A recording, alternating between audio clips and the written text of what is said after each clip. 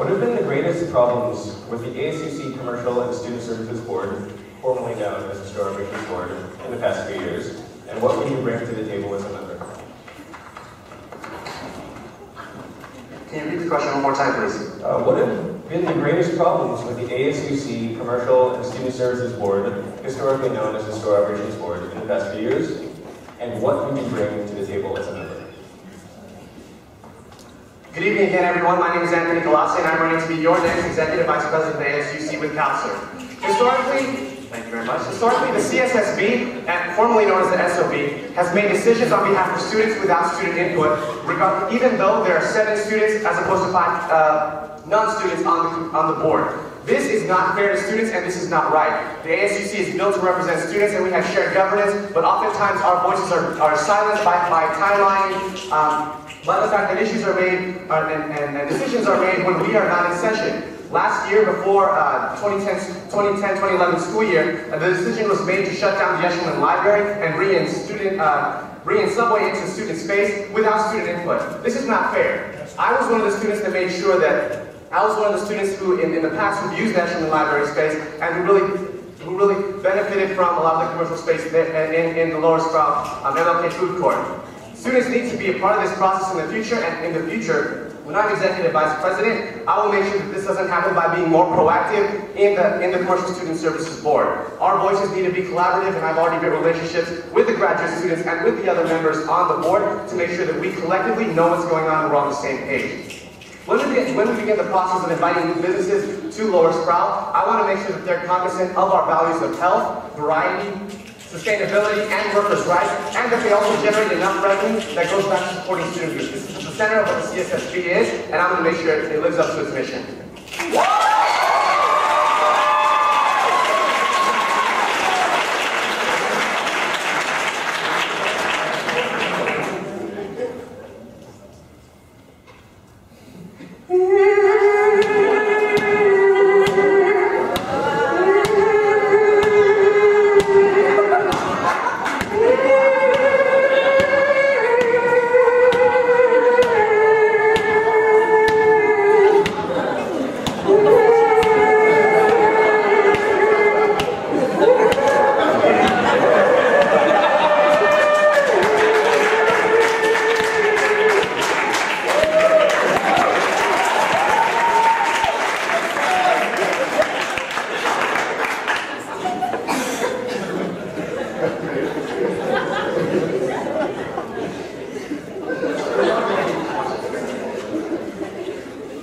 What have been the greatest problems with the ASUC Commercial and Student Services Board, formerly known as the Store Operations Board?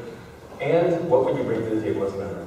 Well, I think the obvious problem, first and foremost, lies within the fact that we've had 2 parties, CalSERVE and Student Action, being part of these decision-making that's been pandering to the administration.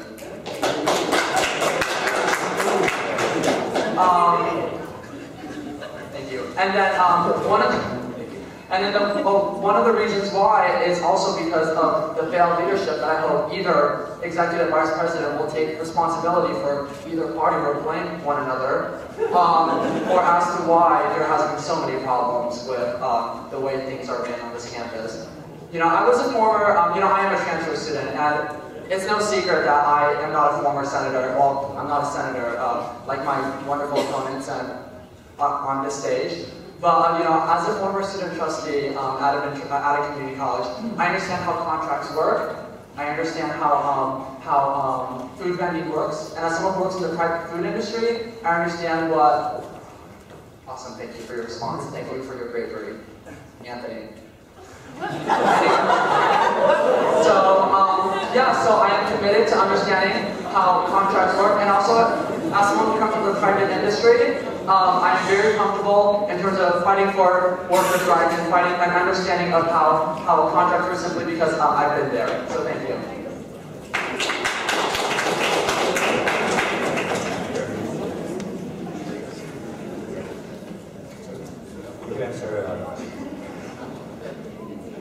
I also believe that having student voice in CSSB has been a problem for the past year. Having been a senator, I've attended nearly almost every CSSB meeting this year, and I've noticed that even senators are not allowed to speak in CSSB meetings, only voting members are. And this is a problem that we face. Decisions need to reflect the views of our students, and our senators also are elected to represent these views. They should have a voice in our Commercial Student Services Board. And this is just one problem that I want to fix.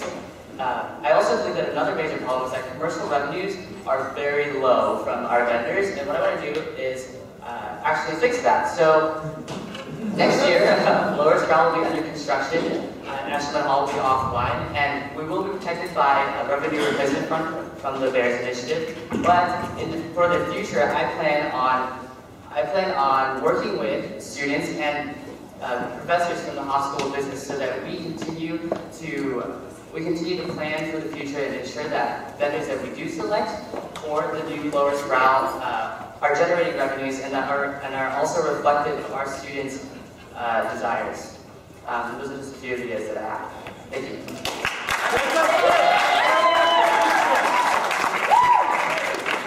Hi, my name is Jeremy Palmer. I'm running with the Affirmative Action Party. First, I come from a long history of student involvement, student advocacy, shared governance, social activism. I've never been a part of a forum like this that was made such a mockery of, and I want to get that out there right now. This is a serious time in UC Berkeley's history. Real decisions need to be made. When you start talking about you want to expand the student voice for the CSSB, I need to know what that means for you. I think that we all know that there's a history of non-involvement on part of the ASUC. That will not happen with me. You will know who I am. I will know who you are. I will get out there. In terms of expanding the voice of student voice on there, I will literally branch out to every part of the department that might have a say. I will bring in interested students. You will know what's going on with that. When you proceed and bring commercial interest to a campus, you need to proceed with the utmost scrutiny. You need to really hold these corporations accountable that they're not only going to make profit, but that they're going to be held to your values. With that said, I would like to say again in my last 20 seconds, popularity is not a standard by which leaders are made. Students, I would expect that you exercise your critical faculties in making a right decision and not rely on who you know and not rely on the same rhetoric that we've heard from the ASUC over the 2 years I've been here. Yes.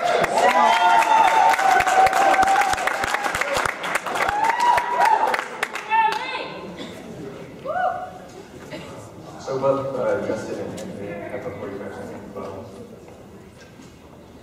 So I think one underlying problem that's going to happen next year that students need to be aware of is there's going to be a brand new executive director of the ASUC Auxiliary in place. And students need to be able to really communicate with that person what students want. It's incumbent upon student leadership, and particularly the Office of the Executive Vice President, to communicate that and transition this individual. Right now, the businesses of Lower Sproul don't reflect what students want. How is it when there's a coffee spot on the corner of the food court, but right around the corner you have Subway offering sandwich services and Tully's upstairs duplicating that services? That's not right for students, and we're not maximizing that. When we talk about Lower Sproul next year, I'm the only student right here, and I'm the only candidate on this stage who has the experience and knowledge of what that project entails. And that entails being a part of the Commercial Student Services Board and communicating that next year to the members of the board. Yeah.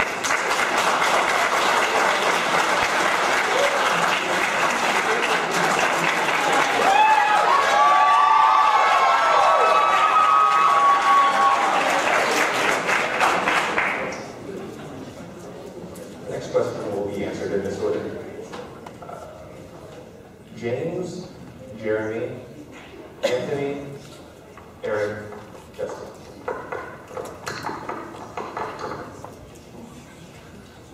Question is, what will you do as Executive Vice President to ensure a smooth transition for student groups moving out of space in Eshleman Hall next spring?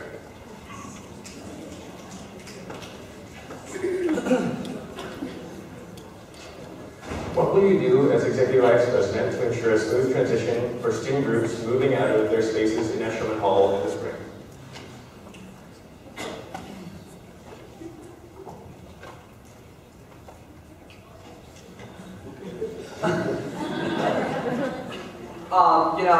Thank you. Thank you, Matt. As much as that would be an ideal answer. You know, we do have a lot of student groups that are very important in terms of building our campus community. You know, the unfortunate thing and the reality is, you know, I am not a senator, so I haven't had the luxury of working with so many wonderful student groups on campus. And you know, to be quite honest with you, I need to be educated on the issue of how we're actually going to reallocate the student groups that don't have space, unfortunately due to the fact that Eshleman is going to be teared down. I'm going to let the veterans take care of this one.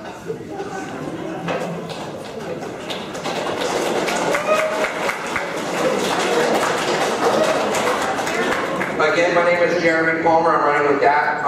As it pertains to this issue, I know people have made it part of their platform. To me, it seems like part of the job. If you're gonna adopt this as part of your platform, I feel like you're kind of missing what the duties of the executive vice president entail. When it comes down to it, it means getting out, finding where the space is, finding who the clubs are that need new space, where they can transition to, finding the unique situations that affect every student group. So in terms of the transitioning in from Sproul Hall, it really is just about getting in there, finding what space is available, continue the funding to student groups so they can get out there and not see any hiccups in their ability to reach out to students, grow as organizations. You always want to see organizations grow. You never want to curtail that. So in terms of making a platform, while it's an important issue, I just feel like it's part of the job. You do what you got to.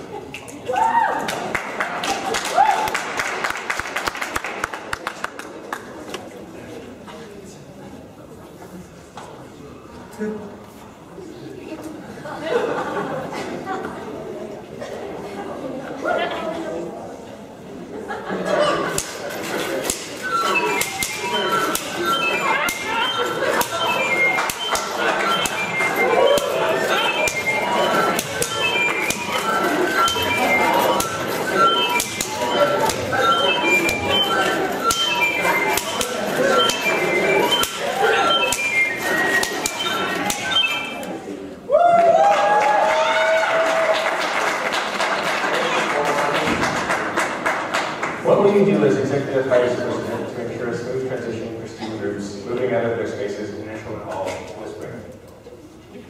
So Lower Sproul redevelopment is finally in its implementation phase after 2 years. This is the biggest undertaking that the Executive Vice President's office is going to have to go through in the past several years, and it is something that I have already been working on. I have consistently been a voting member of the Lower Sproul Working Group and Programming Committee this past year, and I know this process just like the back of my hand. I've already worked with countless student groups to make sure their voices are heard, not only in the search space, when Eshleman Hall is torn down next year, but also in the years to come when the new Eshleman Hall is built. I'm the only candidate on this stage who knows what this process entails and who knows how to address every single issue that students are going to face next year. It's not right for students to elect a rookie in the game when it's clutch time. Right now,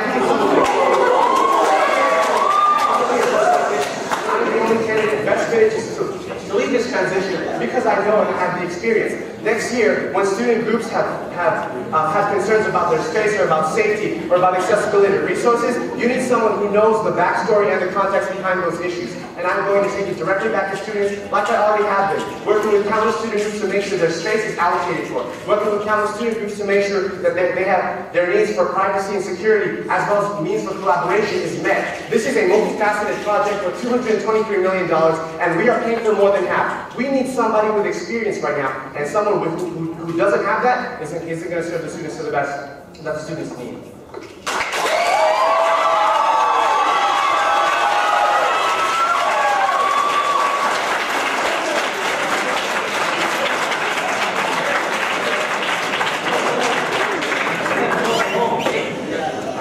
Next year, Lower Sproul will be under construction and Eshleman Hall will be offline. And for those of you who don't know, Eshleman Hall is where all of our student organizations are housed currently.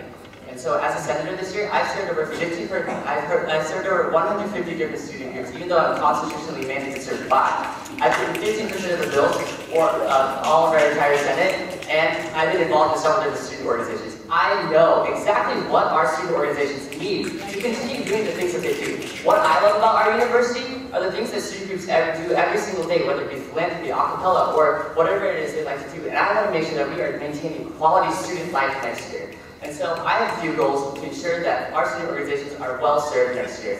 The first thing I want to do is obviously facilitate the move from Eshleman Hall to Hearst Annex and Hearst Gym.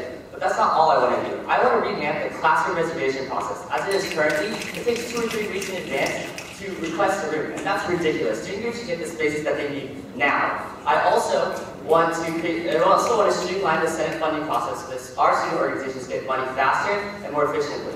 I also want to create a comprehensive resource guide so that our student organizations don't have to go hunting for the information. I don't understand why the ASUC doesn't have one already, but I'm going to make one.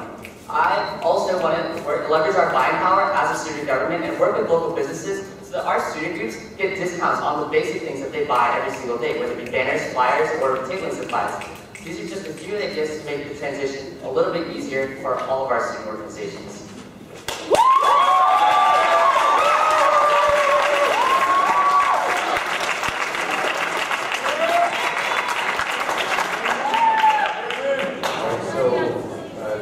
Candidates who are not senators will have 45 seconds to respond. The order will be the same as the question. If you would like me to repeat it, I can. No, it's okay.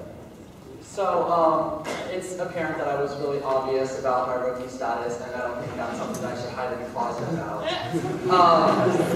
And you know, and I think my opponents are right. You know, they do understand the process, except I don't think they answer the question: how are they going to help student groups transition? And I think that's very important because, you know, I can tell you that I'm going to make sure students have space, but and I can tell you that I'm going to make sure that I'm going to do a lot of summer reading in terms of how the plan works if I do get elected. But I don't think any of us here have really answered how we're going to help students transition through this very, very hard time in terms of, you know, moving from a space they're so used to a whole new territory. Hi, Jeremy Dapp. In terms of Anthony saying, you know, we can't trust these two, a rookie, I come from a community college with more students than Berkeley has. In my time there, our student center was torn down, and we needed to move students and find space for students on campus. A vibrant community college in the heart of Sacramento, one of the most diverse campuses in the nation. So in terms of who's a rookie in this process, I've done it, I've been there, I know what it entails. So in terms of who really is the rookie, also in terms of what James was saying, I did offer a solution. You work your ass off, you put clubs in front of yourself, and you make sure they have the resources they need. Yeah.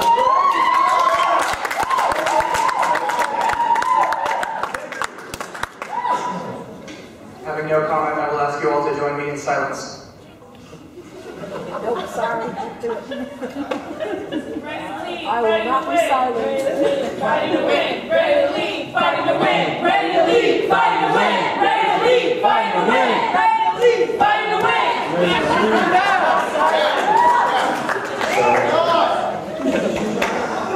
Both Anthony and James have 45 seconds. That will unfortunately have to be it. We can't continue arguing forever. So thank you very much, everyone. So I think, with all due respect, my opponent's answers have really highlighted how little they know about this process. And again, next year, I think it's very, very clear what needs to happen. Someone with experience needs to facilitate a $223 million renovation project, or else it's not going to. If you look at the track record and the attendance record of the current executive vice president, as opposed to mine on the working group and program committee attendance sheet, it is very clear that I have been the most present undergraduate student at those meetings, consistently across the board. And I really want to continue that next year by communicating with student groups and making sure that they know what's going on. The best way to do this is by directly advocating for and representing them on a personal level and making sure they know what's going on. That's what I've already done. That's what I will continue to do.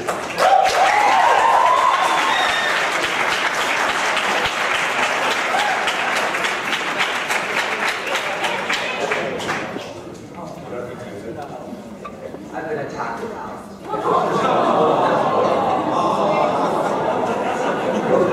The order for the final question will be Jeremy, Erik, Anthony, Justin, and James.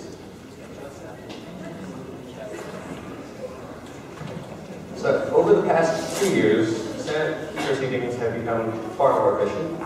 If elected, how would you build upon the improvements made in the last 2 years and ensure the progress made thus far is maintained? Hi, Jeremy, DAAP.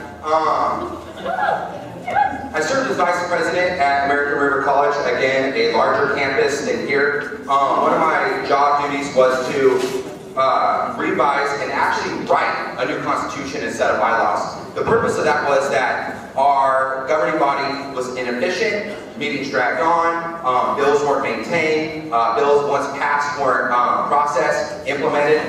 So in terms of efficiency of the ASUC, and I know this is a huge issue, under my leadership, you better believe that meetings aren't going to last for 6 hours, 8 hours. You will be expected and demanded to come in informed, not learning about issues as you come into campus, so that we can actually argue the intricacies and get down to the real issues at hand. Furthermore, I like bylaws. I like constitutions, I like bylaws. I will love to have the supervision over them to make sure that they're coherent, articulate, able to streamline the process of governance. So I definitely will seek to maintain the advancements that have already been made. But, you know, like I said, I'll look to make it better every which way I can at all times.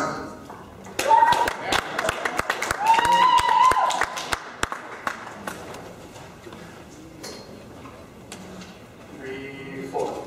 Camptown ladies, sing this song.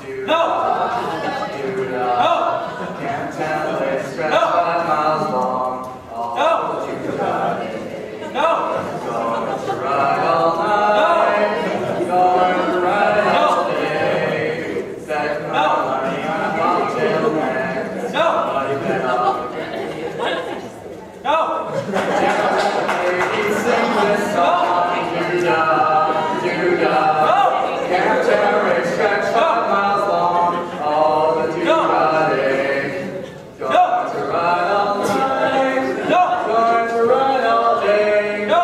Set my money on a bobtail bag. Somebody bet on me.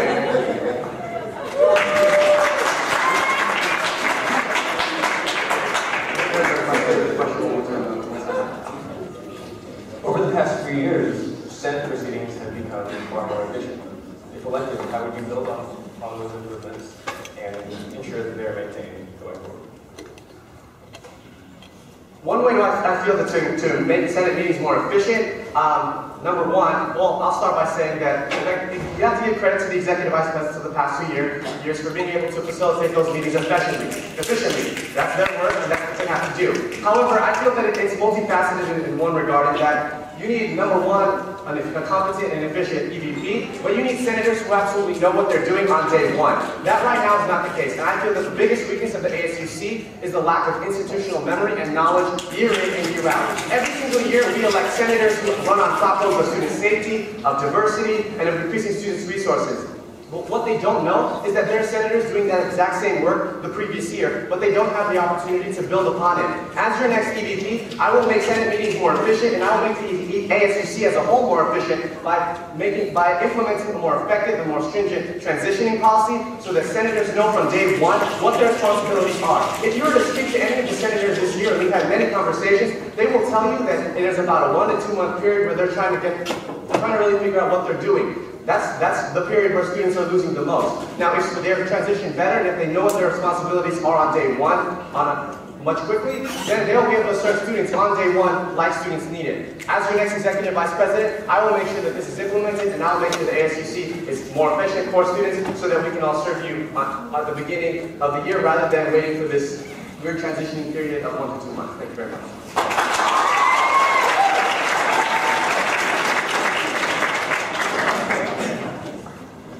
To any efficient Senate is communication. I believe that this year, as a senator, we had the opportunity to serve under an EVP who was very efficient and allowed us to learn from each other. And I think my experience has been really great because I got to learn from different senators from different communities, and I want to ensure that senators next year are also doing that. And so I have a few ideas to increase communication among all senators and to ensure that we have an efficient Senate. First thing I want to do is encourage senators to continue to have discussions off the floor about certain bills and about certain issues, so that they aren't brought onto the floor and we aren't discussing them for hours. I also want to hold a Senate event at the end of elections, after elections are over, so senators start off on the right foot and get to know each other and get to know their communities right from the get-go. I also want to continue to hold the tradition of holding a Senate retreat so that I can transition senators into positions and teach them about all the issues. This year, as a senator, I've sat on several different committees, everything from 2012 admissions policy to academic grants to CalSERVE, and I am not afraid to educate our new senators on those issues. In addition, I believe that a successful Senate is one that is also efficient with money. And I also have a lot of goals that I discussed earlier that have to do with streamlining the Senate funding processes. And these are just a few ideas I have to make sure that we continue to have an efficient Senate for the future.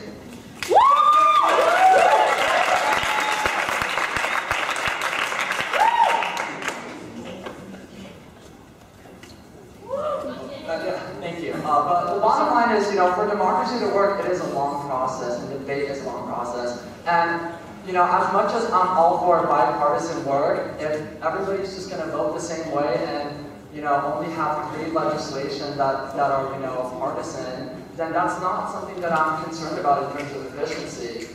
And, I just want to end with this.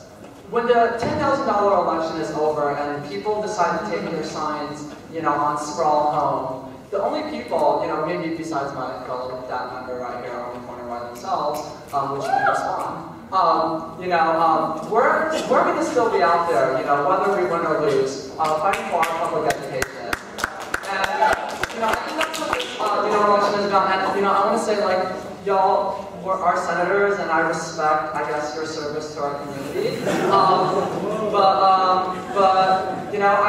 I really hope we can have more forms of it, because I think this is the only time we get to really have conversations like this. And I know that I'm really proud that I've had the opportunity to push the conversation. I hope all of you will take this opportunity to respond and continue to, move our conversation forward, like what I'm going to do when I'm at the ASUC as your executive vice president.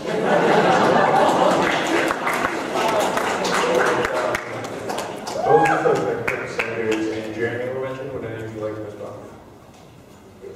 Same order. So, James brought up team building. I'm a big fan of team building. I feel like if you guys come together as senators, as an ASUC Senate, what that allows you to do is to bring multiple opinions together that might not otherwise agree and might find themselves in conflict throughout the year into a relationship that is workable, and you can still get substantive work done. Furthermore, we hear candidates talking about that they will ensure that they'll get student participation and that they'll inform students and all that good stuff, but I want to know what that means to them.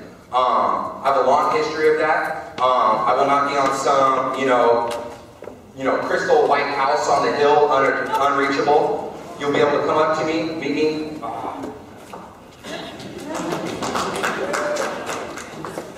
Well, first of all, I'd just like to thank one of my opponents who cited a bill that I wrote, making sure that there's a transitioning meeting after the election.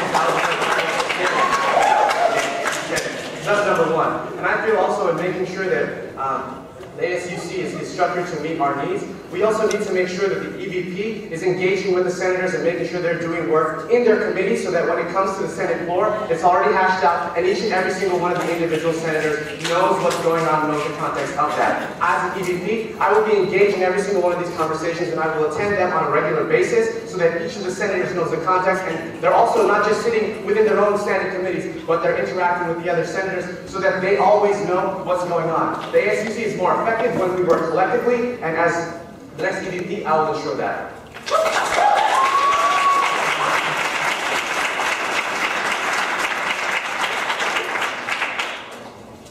Well, I think some of us are underestimating how long Senate meetings can be and how ineffective Senates can be, from the past experiences. And so I think that this year's Senate is a good example of how a Senate can be efficient. I think that it's because of the culture that our EVP set at the beginning of this year. We were able to communicate on a level that I feel like no other Senate could before. That's something I want to continue to do. I'll hold special orders so that I'll utilize special orders to their maximum potential by inviting community members from different organizations and different communities all over campus to the Senate so that we can learn from communities not represented and also communities that are represented. And I think that's really important because as a Senate, we need to be able to work collaboratively and have respect for each other's communities. And that's what really makes us an effective Senate. Woo!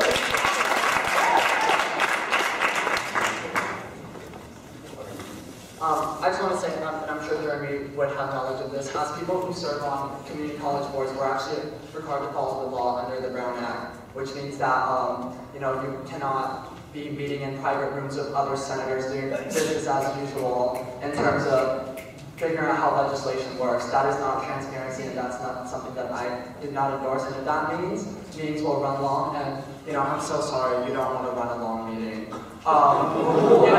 Then so be it. I'm going to go the extra mile.